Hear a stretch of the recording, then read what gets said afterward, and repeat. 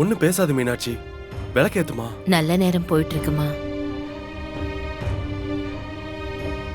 மீனாட்சி, மனசுல எதையும் நினைச்சு குழப்பிக்காதம்மா. சாமிய மனசுல நினைச்சு விளக்கேத்துமா.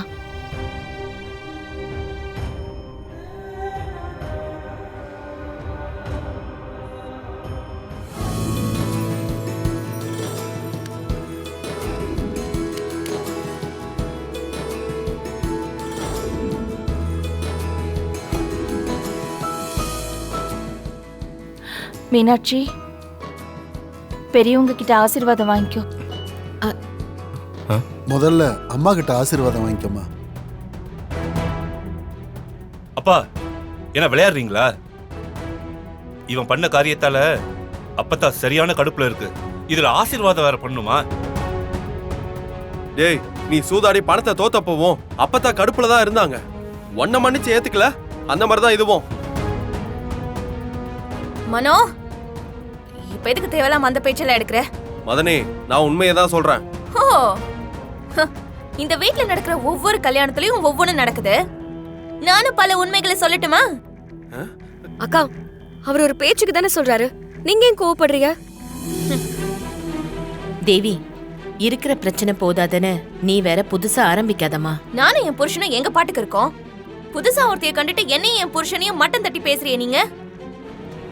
அத்தை, பிள்ளைங்கள ஆசீர்வாதம் பண்ணுங்க அத்தை. எனக்கு பிடிக்கல. எனக்கு பிடிக்காததை நான் செய்ய மாட்டேன். என்னால பொய்யா ஆசீர்வாதமும் பண்ண முடியாது. நான் இவங்களை ஏத்துக்க போறதும் இல்ல, ஆசீர்வாதமும் பண்ண போறது இல்ல. என் வம்சத்துல இவன் பிறக்கலன்னு நினைச்சுக்கிறேன்.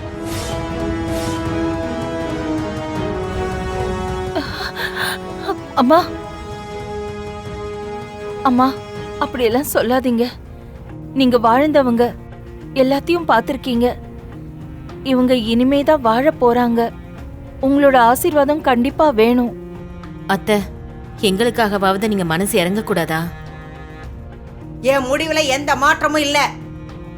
அதை யாரும் எதிர்பார்க்கவும் வேணாம். வழிய விடு.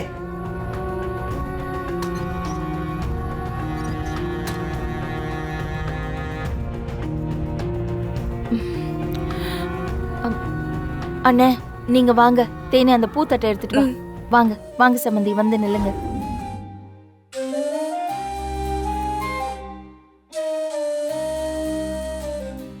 நல்லா இருங்க, தீர்க்க சுமங்கலியா நல்லா இருங்க. அம்மா மீனாட்சி, அப்படியே உங்க அம்மா காலில் விழுந்து ஆசீர்வாதம் வாங்கிக்கோங்க. ரெண்டு பொண்ணுங்களும் வாக்கப்பட்டு போற இடம் ஒரே வீடாதான் இருக்கும். அப்படிலாம் நீ நடிக்க கூடாது. நானும் இந்த வீட்டுக்கு வந்ததும் உன்ன மாதிரி தான் பயந்தேன். அப்புறம் உங்க மாமா மனசுல நான் இருக்கேன்னு தெரிஞ்சதுக்கு அப்புறம் தான் ஒரு நம்பிக்கையே வந்துச்சு. புருஷனோட ஆதரவு இருந்தா போதும், ஒரு பொம்பளை எதை வேணாலும் சாதிக்கலாம். நான் வாழணும்னு நினைச்ச வாழ்க்கை வேற, எனக்கு கிடைச்சிருக்கிற வாழ்க்கை வேற. இங்க பாரு, ஜீவா சரியா படிக்காம இருக்கலாம், நல்லா சம்பாதிக்காம இருக்கலாம். ஆனா இந்த வீட்லயே ரொம்ப நல்ல ஆளுன்னு சொன்னா அது ஜீவாதான். என் மேல அம்பட்டு பாசம் காட்டுவான்.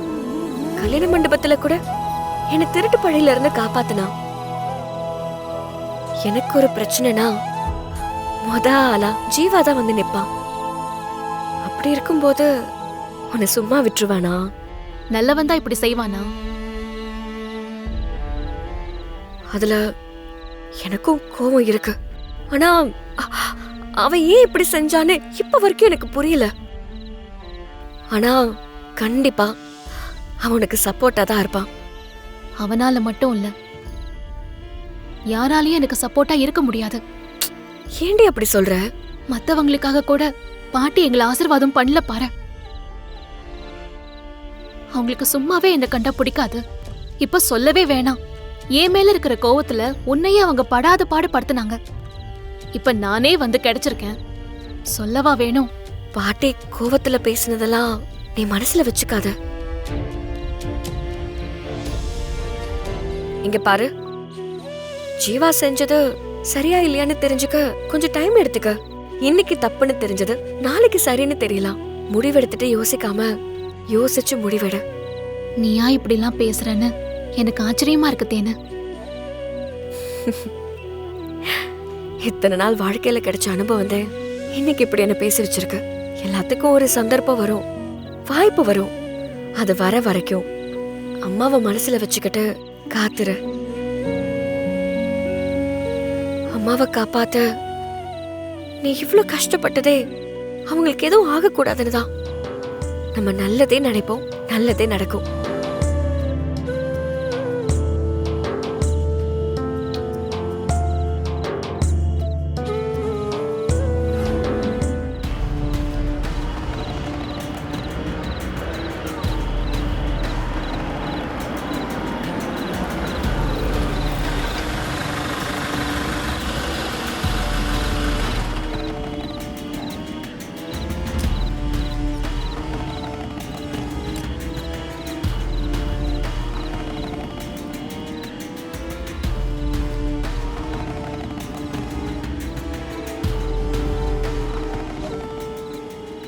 என்ன மச்சான், கத்திலாம் எடுத்துட்டு வந்திருக்க?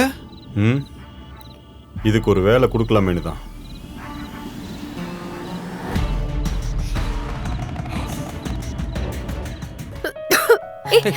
மீனாட்சி, மீனாட்சி,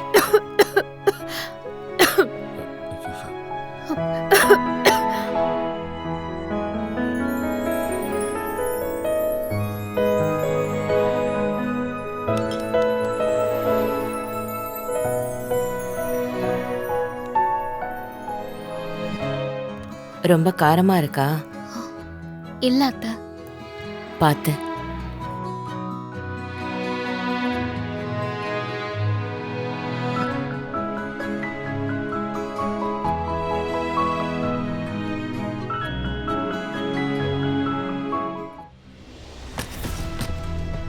நான் உனக்கு ஒரு டைம் கொடுக்கறேன். செப்டம்பர் 30ல நான் சொன்ன தேதி முடிஞ்சிருச்சு. அக்டோபர் 1 உன்னால முடியவே முடியாதுன்னு கன்ஃபார்மா தெரிஞ்சுக்கிட்டு தான் நான் சொல்றேன். என் கழுத்துல இருக்கிற தாலியை கழட்டி கோயில் உண்டியல்ல போட்டுட்டு இந்த வீட்டை விட்டு நான் போயிட்டே இருப்பேன். நீயும் வீட்டை விட்டு போக மாட்ட, நான் கட்டின தாலியும் உண்டியலுக்கு போகாது. நான் மாறி காட்டுறேன். அதையும் பார்க்கலாம். கௌசல்யா சுப்ரஜா ராம பூர்வா சந்தியா பிரவர்த்த. ஏய், என்ன தேனு? பாடாதடி. பாட வேணாமா? ஏன்? அந்த கடவுளே நேர்ல வந்தாலும் பாட்டி தூங்கி எழுந்திரிச்சு வந்ததுக்கு அப்புறம் தான் வரணும்னு நினைப்பாங்க.